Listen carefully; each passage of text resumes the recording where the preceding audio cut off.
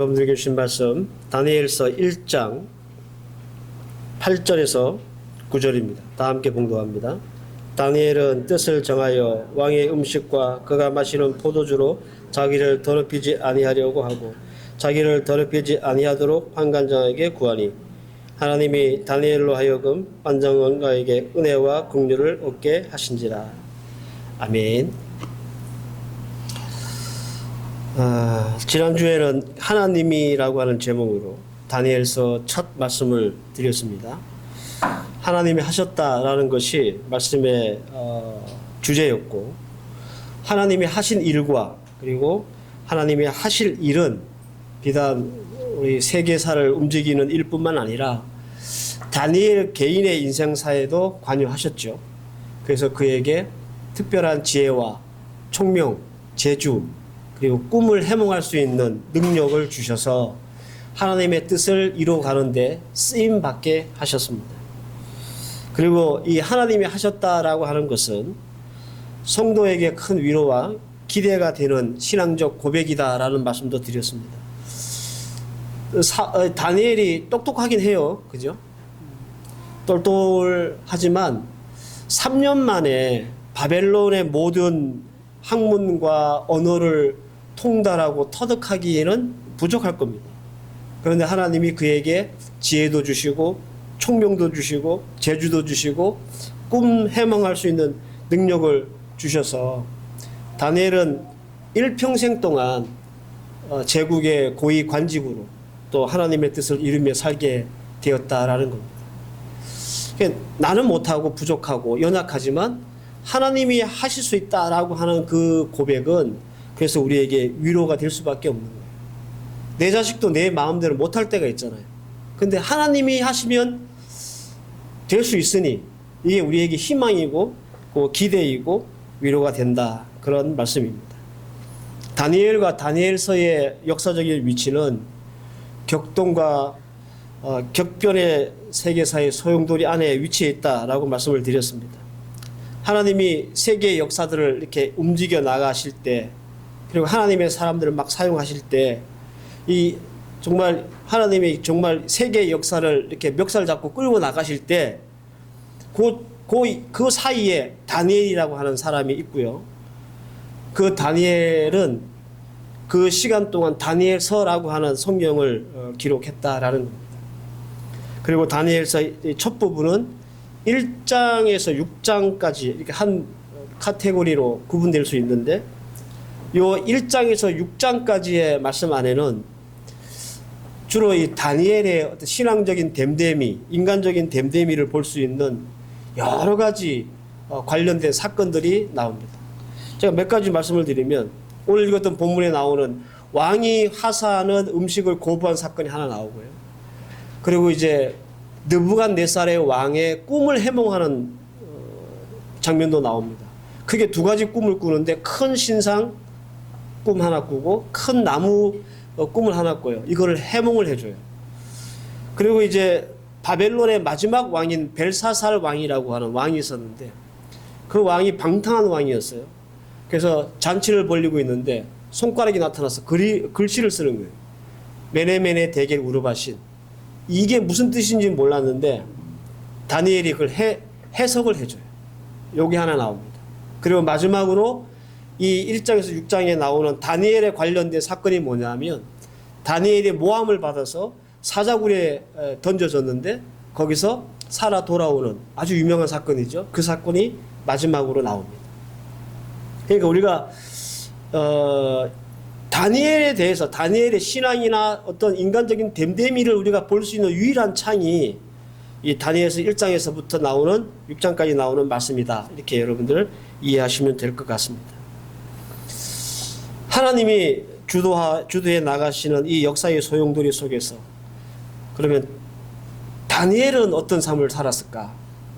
그런 취지에서 오늘 말씀의 제목이 다니엘은이라고 하는 제목이에요. 이 말씀 들으면서 이 다니엘은이라고 하는 이 말씀을 바꿔서 여러분들의 이름을 한번 붙여보시고 이 말씀을 들으셨으면 좋겠습니다. 이 험한 세상 우리가 살면서 하나님이 우리의 역사를 이끌어 나가실 때 다니엘은 이렇게 살았는데 나는 과연 어떻게 살아야 될 것인가? 라고 하는 취지에서 오늘 이 말씀을 듣고 또 도전 받았으면 좋겠습니다. 오늘 두 가지 말씀을 드릴 거예요. 다니엘은 하나님이 이렇게 막 이끌어 나가시는 역사 속에서 어떤 삶을 살았을까? 첫 번째는 뜻을 정하며 살았습니다. 8절 말씀에 다니엘은 뜻을 정하여 왕의 음식과 그가 마시는 포도주로 자기를 더럽히지 아니하리라 하고 자기를 더럽히지 아니하도록 환관장에게 구했다 말씀합니다. 지난 시간에 말씀드렸죠. 다니엘이 포로로 이제 이스라엘에서 제일 먼저 잡혀오는데 이때 나이가 몇 살 정도 됐다고 그랬죠? 17살 정도. 네. 뭐 아무것도 모를 나이에 사실은. 그런데 잡혀와가지고 이제 천만다행인 게 똑똑한 사람을 뽑아가지고 바벨론에 이제 3년 동안 교육을 시켜가지고 이제 바벨론 정부를 위해서 일하게 만드는 그 그룹에 엘리트 그룹에 뽑혔어요. 그 3년 잘 교육받으면 출세할 수 있어요. 다른 잡혀온 포로들보다는 훨씬 윤택하고 나은 삶을 살 수 있습니다. 그죠? 그럼 그냥 계속 그렇게 살면 되잖아요. 3년 동안 시간을 보내면서. 근데 다니엘은 이 좋은 엘리트 그룹에 뽑히고 나서도 그게 별로 마음에 안 들었던 모양이에요. 그래가지고 뜻을 정해요. 아, 내가 왕이 주는 음식을 먹어서 내가 신앙적으로 나를 더럽히지 않겠다라고 하는 뜻을 정했다는 말이에요. 다니엘이 왕이 주는 음식과 포도주가 자기를 더럽힌다고 생각했던 이유가 뭘까요? 크게 세 가지입니다. 하나님의 말씀인 율법은 고기를 먹을 때 피채 먹으면 그거는 죄를 짓는 것과 같아요. 그래서 고기를 먹더라도 피가 섞인 고기를 못 먹어요. 두 번째는 율법에는 부정한 고기를 먹지 못하도록 규정되어 있습니다. 소고기는 먹을 수 있지만 돼지고기는 못 먹는다 이런 말이에요. 그리고 우상하게 바쳐진 음식은 못 먹어요. 그런데 왕이 하사한 이 음식 중에 이 세 가지 경우에 다 해당될 수도 있다는 말이에요. 왕이 주는 음식이 보통 바벨론에서 이 음식은 어떤 음식이냐면 먼저 그들이 섬기는 신에게 제사를 드리고 제사를 드린 것을 먹는 거예요. 그러니까 어디에 해당될 수 있습니까? 우상에게 올라갔던 음식일 수 있다는 거죠. 그리고 율법에는 제한되어 있지만 바벨론 사람들이 먹었던 음식, 만약에 삼겹살 같은 거 주면 먹어야 되잖아요. 근데 이스라엘 백성들 삼겹살 먹으면 안 되거든요. 그런 거. 그러니까 다니엘이 음식을 거부했던 이유는 정치적이거나 아니면 감정적인 이유가 아니라 신앙적인 이유였다는 거예요. 그리고 다니엘이 뜻을 정했다라는 말은 그거 어떤 민족적인 혹은 어떤 정치적인 결단에 의해서 뜻을 정했던 것이 아니라 순수하게 신앙적인 발로에서 이 뜻을 정하게 되었다라고 하는 의미입니다. 그래서 우리가 생각해 보면 지금 다니엘이 어떤 처지입니까? 포로입니다. 포로 주제에 왕이 하사하는 음식과 포도주를 거부한다? 이거는 어떻게 비춰질 수 있느냐 하면 바벨론에 저항한다 혹은 불복종한다 라는 의미로 비춰질 수 있어요. 그죠? 내가 주는 음식을 거부해. 그러면 나를 싫어하고 나를 저항한다는 뜻으로 비춰질 수 있잖아요. 노예로 팔리거나 아니면 죽임을 당하지 않는 것만으로도 사실은 이 바빌론에 잡혀온 다니엘의 입장은 감사해야 될 입장이에요. 그런데 왕이 하사하는 이 하사품을 거부한다는 것은 반대로 말하면 다니엘이 얼마나 강한 의지와 신념 그리고 원칙을 가지고 있었는지 우리에게 반증하는 대목이다라는 겁니다. 그리고 이 모습은 하나님이 역사를 이끌어 나가실 때 다니엘이 보였던 모습입니다. 여러분들 이게 얼마나 어려운 일이냐면 지난 시간에 제가 설명을 잠깐 드렸는데 다니엘을 잡아간 나라는 바벨론이에요. 근데 그 사이에 바벨론이 망해서 메대라고 하는 나라가 서요. 이것도 제국입니다. 그럼 메대가 망하고 바사라는 나라가 쓴단 말이에요. 바사가 페르시아예요. 요 와중에 왕이 세 번이나 바뀌는 거예요. 근데 처음에는 느부갓네살랑 뭐 벨사살 이렇게 바벨론 왕을 섬기다가 다니엘서 계속 읽어보면 왕의 이름이 바뀌어요. 다리오 왕이라는 왕이 나와요. 그 왕이 메대의 왕이에요. 나중에 고레스 원년이라고 하는 말씀이 나와요. 고레스 왕 원년. 이 고레스는 바사의 왕이에요. 여러분, 자기가 뜻을 정했다는 게 얼마나 어려우냐면 지금 상황이 세 번이나 바뀌었고 왕이 세 번이나 바뀌고 지금 소년 17살 정도밖에 안 되지만 나중에 나이가 80, 90 가까운 나이가 되거든요. 그때까지 그 뜻을 꺾지 않는 거예요. 그러니까 대단한 거죠. 왜 우리가 뜻을 품었더라도 나이가 먹거나 경험치가 쌓이면 뜻이 바뀔 수도 있잖아요. 환경이 바뀌어서 우리 뜻이 변할 수도 있잖아요. 그래서 우리가 예전에는 옳다고 생각했던 것을 나이가 들거나 상황이 바뀌거나 시대가 바뀌면 그게 옳지 않은 것이 될 수도 있잖아요. 그래서 어렵다는 거예요. 그래서 그럼에도 불구하고 다니엘은 이 뜻을 정하는 일을 쉬지 않았다는 거예요. 사랑하는 성도 여러분, 하나님이 유다라는 나라를 망국으로 몰고 나가실 때 하나님은 이 다니엘에게 온갖 지혜와 총명과 재주를 주셨고, 그래서 하나님의 일들을 이뤄나가시게 하는데, 다니엘은 하나님이 그 모든 역사들을 이뤄나가실 때 오직 신앙과 믿음의 원칙에 뜻을 딱 정하고 하나님 앞에 살았다는 겁니다. 유다가 망하는 그런 역사적인 이 격변의 삶이 막 이루어질 때, 아, 우리나라 망하는구나. 바벨론에 붙어야 있구나. 그래서 바벨론에 빌붙지 않았다는 거예요. 바벨론에 빌붙을 생각이 있었으면 이 음식 먹었겠죠. 하나님이 다니엘에게 온갖 지혜와 총명과 재주를 주셨어요. 그런데 다니엘은 뜻을 딱 적어나니까 어떤 삶을 살게 되냐면 이 하나님이 주신 것으로 까불면서 삶을 살지 않았어요. 이게 중요한 거예요. 뜻을 정한다는 의미가. 요즘 한국에서 특검 관련해서 우리 매일 속보가 뜨고 있죠. 예수 믿는 수많은 정치인들, 군인들, 정부의 관료들 특검에 매일 불려다니고 때로 구속도 당하고 그런 소리를 우리가 듣습니다. 심지어는 최상병 관련해서 우리 기독교계의 최고 어른이라고 하는 김정한 목사님, 여의도 순복음교회 이영훈 목사님 이런 분들이 압수수색을 당하는 일이 초유의 사건입니다. 대한민국이 건립되고 이런 초유의 사건. 여러분들 참 이상하죠. 우리 기독교 교계의 최고 어른들이 압수수색을 당했는데 교회가 조용하잖아요. 예전 같으면 난리 났을 겁니다. 이거 종교 탄압이다 어쩌다 막 조용하죠. 다 이유가 있거든요. 저는 여러분 이런 뉴스를 접할 때마다 생각하게 돼요. 왜 예수 믿는 사성 장군 중에 다니엘처럼 뜻을 정하는 사람이 없었을까? 그 계엄군 사령관이었던 그 박인수 씨 있잖아요. 예수 믿는 사람이 초창기도 나와가지고 손 들고 막 눈물 흘리며 기도했던 사람. 왜 예수 믿는 국회의원 중에 뜻을 정하는 사람이 없었을까? 그 추경호 씨 예수 믿는 사람이에요. 곧 잡혀갈 것 같은데.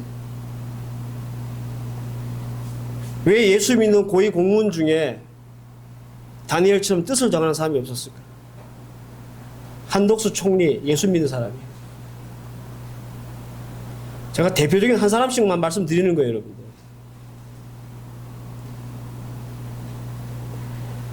왜 이 많은 예수 믿는 사람들 중에 다니엘처럼 뜻을 정한 사람이 없었을까? 한국이 이렇게 혼란하고 어려울 때 이렇게 높은 자리에 있는 사람들, 실력 있는 이런 사람들이, 예수 믿는 사람들이 다니엘처럼 뜻을 정했다면 우리나라가 이렇게 어려운 시국은 맞이하지 않지 않았을까 이런 생각도 해본다는 거예요.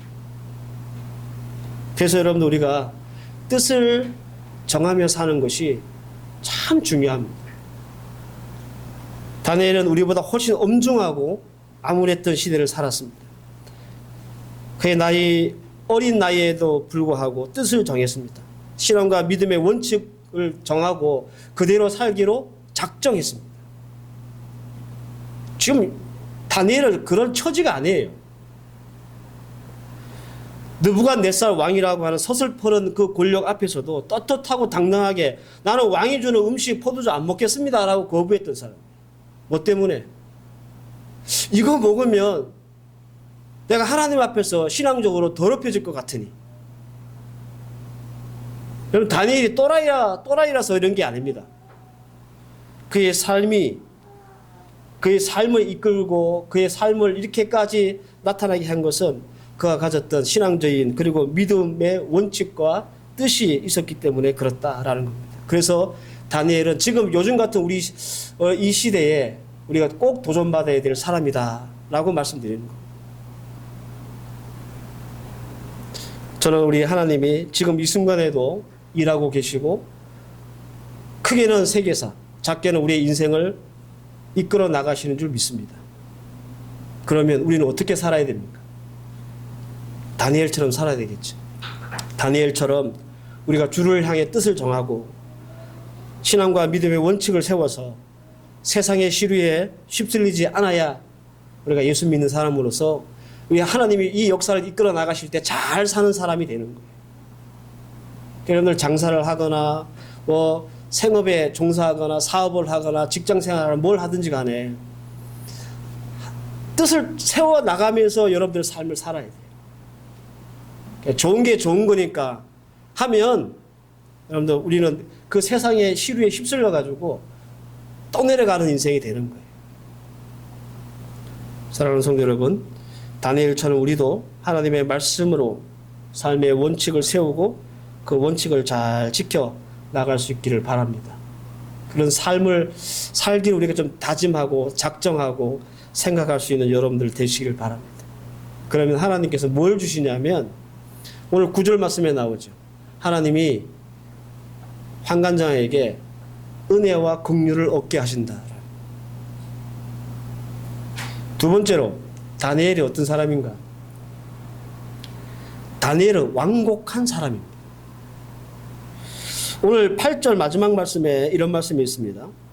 자기를 더럽히지 아니하도록 환관장에게 구하니라고 하는 말씀이 있습니다. 이 환관장에게 구하니라고 했을 때 이 구하다라고 하는 단어가 바카시라고 하는 단어인데 여러 가지 의미가 있어요. 찾다, 요구하다, 간청하다, 묻다 이런 일반적인 뜻이 있는데 원래 더 깊은 뜻이 뭐냐면 단순하게 내가 부탁하는 것이 아니라 막 매달리고 애원하는 걸 말하는 거예요.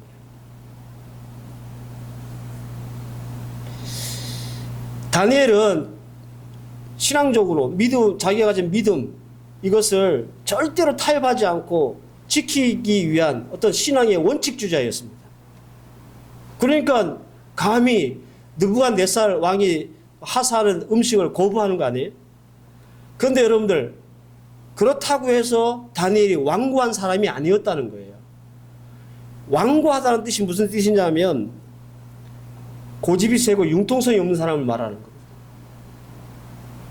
그런 불필요한 어떤 적대심이나 마찰이나 갈등이나 감정 이걸 일으키는 사람이 아니었다 그런 말입니다. 여러분들 다니엘은 나는 하나님 앞에서 거룩한 뜻을 정했어. 나는 이 큰 믿음을 가지고 내가 절대로 그냥 왕이 어떤 음식을 주든지 난 안 먹을 거야. 내 목이 달아난 한이 있어도 난 절대 타협 안 해. 절대 양보 안 해. 이렇게 하고 막 꽉 이렇게 고집을 내세우는 사람이 아니었다는 거예요. 보통 여러분 우리가 뭔가 이렇게 대단한 결단과 결심과 다짐과 뭐 이런 거 하는 사람들은 그 행동 자체가 완고해요. 난 절대 타협 안 해. 난 절대 안 물러서 이런 거 있잖아요.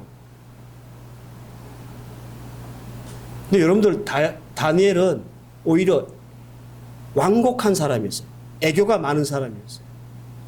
12절과 13절 보면 청하오니 당신의 종들을 열흘 동안 실험하여 채식을 주어 먹게 하고 물을 주어 마시게 한 후에 당신 앞에서 우리의 얼굴과 왕의 음식을 먹은 소년들의 얼굴을 비교하여 보아서 당신 보는 대로 종들에게 향하소서.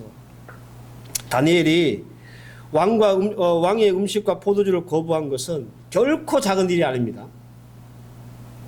이걸 방치하거나 묵인하면 그 담당자였던 환관장이 목이 달아날 정도로 아주 중요한 문제라는 말이에요.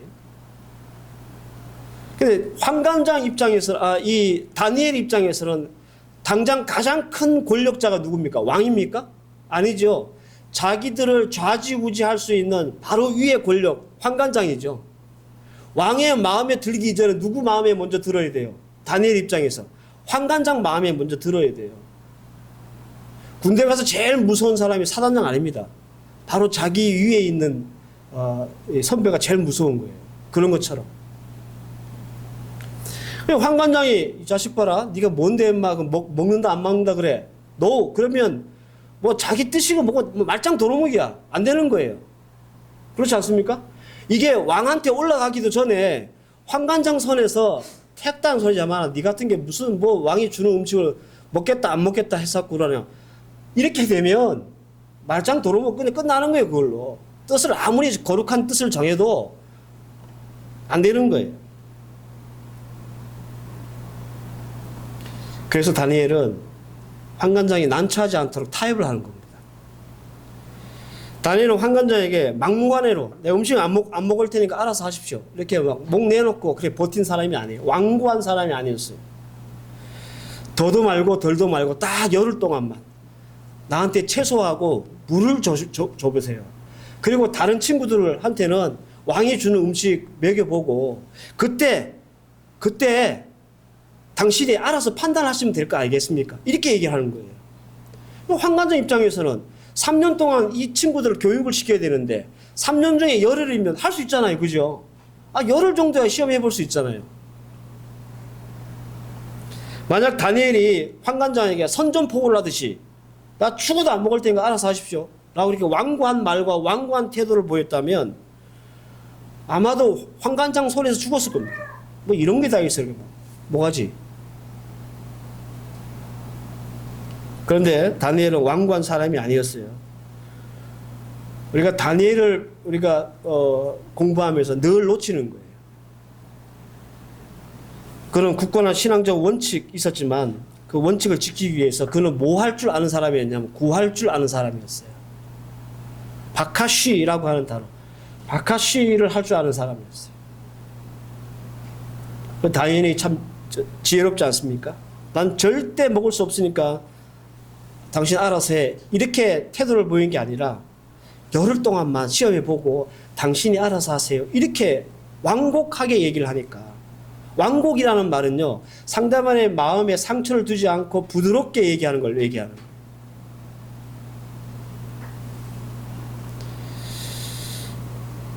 하나님이 하시는 세상 속에서 다니엘은 어떻게 살았는지 우리가 똑똑히 봐야 됩니다. 다니엘은 절대 타협하지 않는 신앙의 원칙이 있었지만 그 원칙을 지키기 위해서 구할 줄 아는 사람으로 살았듯이 우리 또한 다니엘과 같이 삶의 유연성이 좀 있어야 한다. 그 말씀을 드리고 싶은 거예요. 유연성이라고 하니까 여러분들 혹시 오해를 하실 것 같은데 예수 믿는 사람들이 완고한 사람이 아니라 완곡한 사람이 되어야 한다는 뜻이에요. 나는 하나님 앞에서 이 뜻을 정했으니까 절대 못 물러서. 그래서 그 태도가 완고하고 그 말이 완고하면 그 뜻은 무너지게 돼 있어요. 만약 다니엘이 완고했다면 둘 중 하나겠죠. 왕의 이 엘리트 그룹에서 쫓겨나서 일반적인 포로가 됐든지 아니면 반항죄 혹은 괘씸죄에 걸려가지고 환관장에게 죽었든지. 그렇기 때문에 어떤 면에서 보면 내가 뜻을 세우는 것보다 더 중요한 것은 뭐냐? 완곡한 태도가 더 중요한 거예요. 내가 아무리 멋있고 하나님이 기뻐하실 만한 뜻을 세웠다 하더라도 내 태도와 내 말이 완고해서 그것이 저지당하면 그 뜻은 아무 소용이 없기 때문에 그렇습니다. 우리는 매일매일 매 순간마다 정신 똑바로 차리고 이 세상에 휩쓸리지 않도록 하나님 말씀과 또 신앙의 원리를 가지고 딱 뜻을 세워나가면서 원칙을 가지고 살아야 되겠지만 우리의 삶의 태도는 완곡한 사람이 되어야 한다는 거예요. 그래야 그 뜻도 이루어질 수 있다라는 뜻입니다. 다니엘에 대한 두 가지 말씀을 드렸습니다. 다니엘은요, 시대가 변하고 상황이 아무리 바뀌어도 그때마다 딱 하나님의 말씀으로 자기의 뜻을 딱 정했습니다. 신앙의 원칙을 정하면서 우리가 생업을 이어가고 마트 운영하고 우리의 삶을 살아갈 수 있는 여러분들 되시길 바랍니다. 더 나아가서 내가 아무리 좋은 뜻을 하나님 앞에 세웠다 할지라도 그것을 이루어내려면 우리는 완고한 사람이 되어서는 안 돼요. 완곡한 사람이 되어야 돼요. 이게 하나님이 우리에게 요구하시는 지혜입니다. 이번 주 하나님은 여전히 우리의 일상의 역사와 또 이 세계의 역사를 이끌어 나가실 겁니다. 이제 여러분도 어떻게 사실 거예요? 뜻을 정하며 사시는 여러분들 되시길 바랍니다. 완곡한 모습으로 여러분들에게 주어진 삶을 살아나가실 수 있기를 바랍니다. 그러면 하나님께서 다니엘을 통해서 하나님의 뜻을 이루어 나가셨던 것처럼 우리의 삶을 통해서 또 하나님의 뜻을 이루어 나가실 줄 믿습니다. 잘 붙잡고 또 믿음 가운데 승리하는 저와 여러분들 되시기를 주의 이름으로 축원합니다. 기도하십시다. 하나님, 다니엘에 대한 모습들 여러 가지 모습이 있지만 오늘 첫 시간으로 그는 매 순간마다 믿음의 원칙을 가지고 뜻을 정하며 살았던 사람이었고 뜻을 정했다고 해서 완고한 사람이 아니었고 완곡한 사람이었습니다. 이 삶의 지혜를 우리가 배워 이번 한 주간 매 순간순간마다 하나님의 말씀으로 원칙을 세워 뜻을 세우는 우리 성도들 되게 하시고 뜻을 세웠다고 완고한 모습이 아니라 완곡한 모습으로 하나님 앞에 지혜롭게 살아가 주님의 뜻을 이루어 나갈 수 있는 하나님 백성들 되게 하옵소서. 예수님의 이름으로 기도하옵나이다. 아멘.